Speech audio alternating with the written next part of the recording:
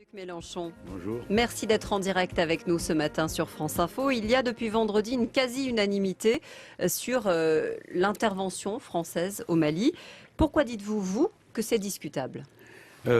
Parce que, pour aller rapidement, d'abord commençons par avoir une pensée à la mémoire de ceux qui sont déjà morts dans cette opération, parce que ce sont les nôtres, ils ont servi et obéi jusqu'au sacrifice suprême. Ceci étant posé, il y a le fait que l'événement est commencé, donc ça change aussi la nature du commentaire. Pour autant, que doit-on dire? Laquelle, je vous prie, des guerres qu'il fallait mener d'urgence et qui seraient la solution au problème a-t-elle réussi au cours des 20 dernières années? Est-ce l'Irak détruit aujourd'hui? Est-ce l'Afghanistan dont nous ressortons piteusement? Est-ce la Libye qui est à l'origine de la propagation des armes qui ont permis ensuite à ces groupes d'intervenir dans le nord du Mali comme nous le savons? Donc Aucune. vous dites, comme Dominique de Villepin, Par finalement, conséquent, qu'on n'a pas je su dis tirer que les enseignements de ces aucun. guerres-là. J'estime qu'on n'a tiré aucun enseignement. Et c'est pourquoi je dis que c'est discutable de penser que l'intervention armée va être la solution. C'est d'autant plus discutable que nous intervenons dans une situation qui est connue maintenant depuis des mois et dont nous prenons la mesure au dernier moment, c'est-à-dire lorsque la capitale est menacée. Pourquoi l'est-elle ? Je le dis pensant à tous nos amis maliens, dont la communauté est très forte en France, et qui sont très inquiets de cette situation. Pourquoi l'est-elle? N'est-ce pas déjà parce qu'il y a eu un coup d'État? Parce que l'actuel président de la République est là de manière légitime, uniquement parce que le précédent a été contraint de démissionner, que le Premier ministre a été chassé par l'exigence d'un capitaine, c'est-à-dire que l'État malien s'est en quelque sorte effondré, sans que nous remuions un doigt.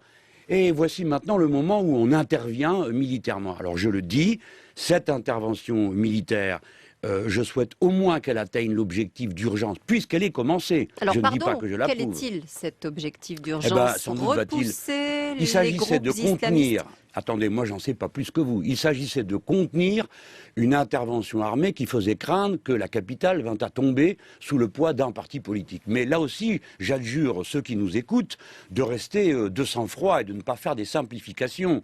Les islamistes, entre guillemets, qui sont, paraît-il, à l'initiative de tout cela, ont eux-mêmes commencé par battre les forces qui occupaient les 2/3 du territoire à ce moment-là, qui sont des Touaregs. Donc tout ça est mélangé dans un même paquet.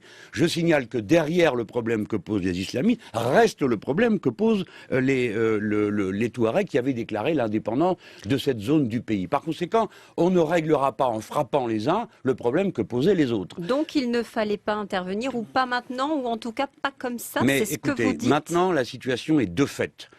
Et le dernier point qui nous intéresse est le suivant.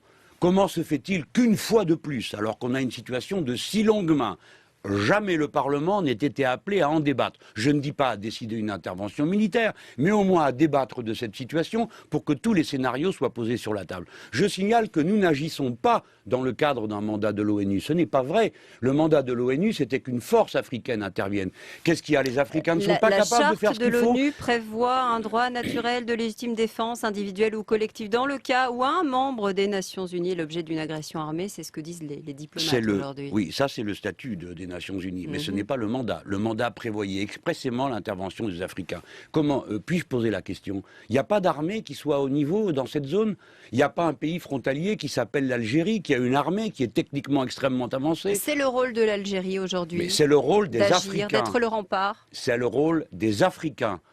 Les Africains sont des adultes. Ce ne sont pas des pays folkloriques, ce sont de vraies nations, n'est-ce pas? Et je trouve que nous sommes en train de reprendre l'habitude d'intervenir par-ci, par-là, tantôt en Côte d'Ivoire pour établir un pouvoir qui a une légitimité tout ce qu'il y a de plus discutable. Retour ou bien de nous la intervenons. France-Afrique? Oui, la légitimité de M. Alassane Ouattara, je vous le dis les yeux dans les yeux, est tout à fait discutable. Et nous sommes intervenus militairement pour intercepter un président. Un de nos compatriotes est en prison là-bas en Côte d'Ivoire, ça n'a l'air de déranger personne, qui est M. Michel Gbagbo, dont le seul crime est de s'appeler Gbagbo. Voilà. Donc je trouve que nous reprenons de mauvaises habitudes. Et j'aimerais qu'il n'y ait pas dans tout cela une volonté de communication du type de celle que souligne aujourd'hui le journal Libération, lorsqu'il écrit qu'une guerre n'est jamais une mauvaise nouvelle pour un chef d'État. J'espère qu'il ne s'agit pas de cela. Finalement, Jean-Luc Mélenchon, c'est aussi une ligne de fracture de plus, hein, si j'ose dire, entre vous et le gouvernement. Il y a Je une ne sais pas. exception quand même, Je c'est ne le sais mariage pas. pour tous. Je sais qu'à chaque fois, nous étudions des cas considérés. J'observe par exemple que Noël Mamère est plus sévère encore dans ses propos que moi ce matin. Je note que de nombreux élus socialistes s'interrogent aussi sur la raison qui fait que le Parlement est consulté à l'ancienne, hein, après. Je rappelle que pour une opération de police internationale, c'est comme ça que ça avait été présenté de l'ONU, le président Mitterrand avait fait voter le mardi matin la guerre qui avait éclaté le mardi après-midi, mais du moins avait-on voté avant.